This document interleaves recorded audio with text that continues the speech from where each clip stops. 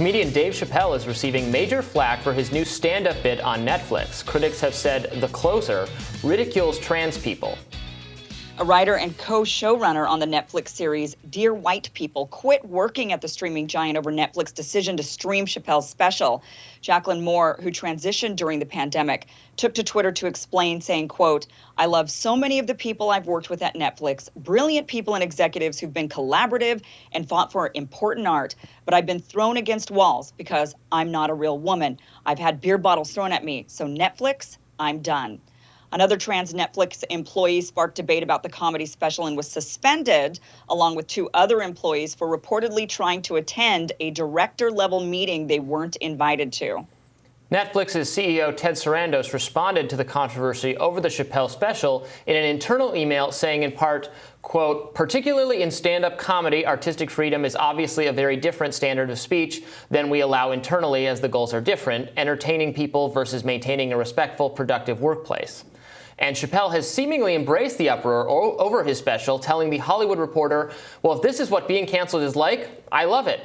And, you know, I mentioned this in my radar, too. There's this kind of dynamic where we talk about, or other people in the media go, "Oh, this is really controversial. This is dangerous. It's cover your children's ears," and then it ends up making the thing probably like more popular and more people want to see it. Like if what you're trying to do is get people to tune out Chappelle, probably generating all this enormous buzz for the special is totally backfiring.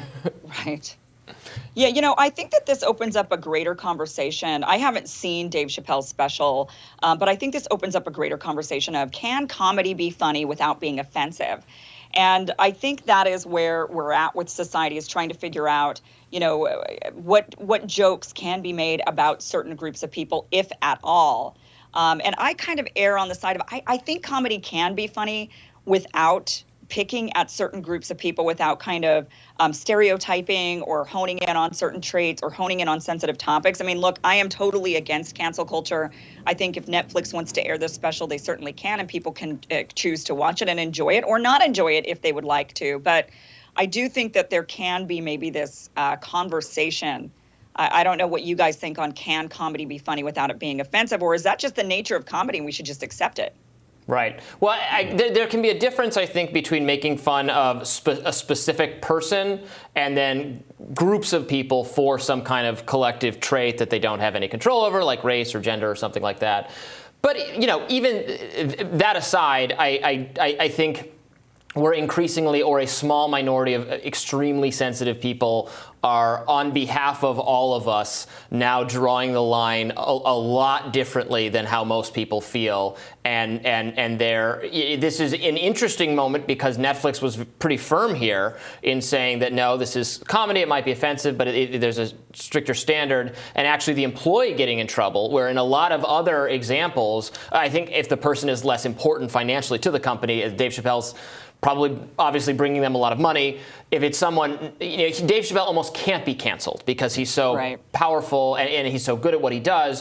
Whereas a lesser person at the company could easily be let go for offending someone in a different context. Yeah, and to me, the answer to Kim's good question is if it lands. Like if the joke lands, then it worked. But that's not a very satisfying definition, right? Because what does it mean? What does it mean for a joke to land? And it doesn't always land for everybody. I also thought that this is another interesting example of the way that young people, in particular, having entered the workforce, are bringing their ideals to the workplace and trying to kind of organize around them in a way that hasn't really happened in the past. Like, for instance, these two workers just tried to show up to kind of a C-suite. Yeah, they crashed a meeting.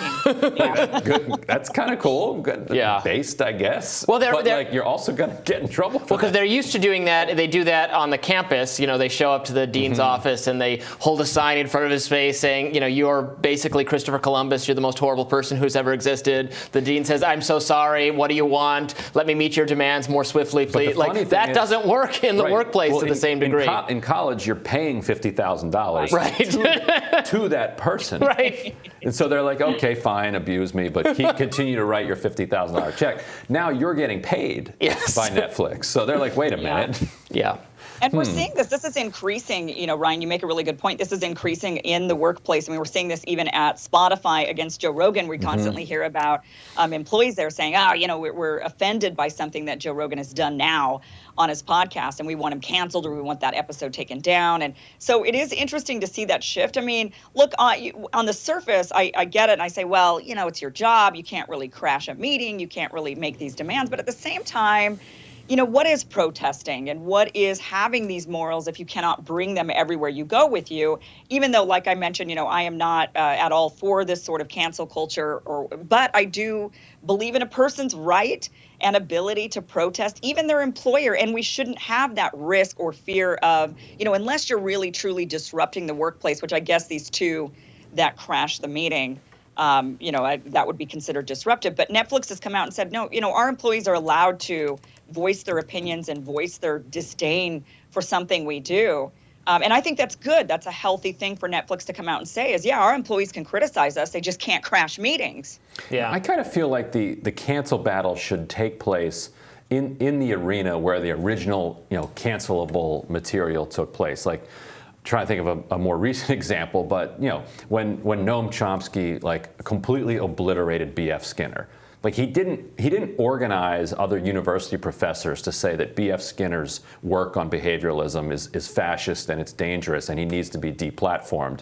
Instead, he wrote an absolutely devastating critique of B.F. Skinner that completely changed the trajectory of behavioralism and utterly destroyed Skinnerism as it was being absorbed into corporate America at the time. So he defeated him kind of in the arena there. So if you don't like let's say Joe Rogan's podcasting, or you don't like if you don't like Chappelle's comedy, you can meet him on the artistic battlefield and just try to demolish him there. You will actually have much more effect. Like if you crush somebody in that kind of battle, culturally people are like, oh, you're done, and the culture moves on. But saying well, don't sell their thing, don't hire them, don't give them a platform is probably not going to work, just pragmatically speaking. Netflix has caved before to what I consider oversensitivity. There's episodes of Community. I think some are not available. Particularly one where you have the actor Ken Jeong, an Asian actor who plays a Spanish teacher on Community, and he's dressed as a drow, which are the dark elves from Dungeons and Dragons, and he's painted his skin black. It is not meant to be and then they actually talk about how this is offensive that he's doing this on the show. So it's like a meta commentary on blackface, but you can't watch the episode on Netflix because people were upset. Wow. Yeah. Wow. Tomorrow on Rising, we have another great show planned for you all. We'll be joined by our friends Michael Starr Hopkins and Brianna Joy Gray. Don't forget to like, share, and subscribe so you don't miss any of our new videos. See you all tomorrow. Thanks for being with us. Goodbye. See you then.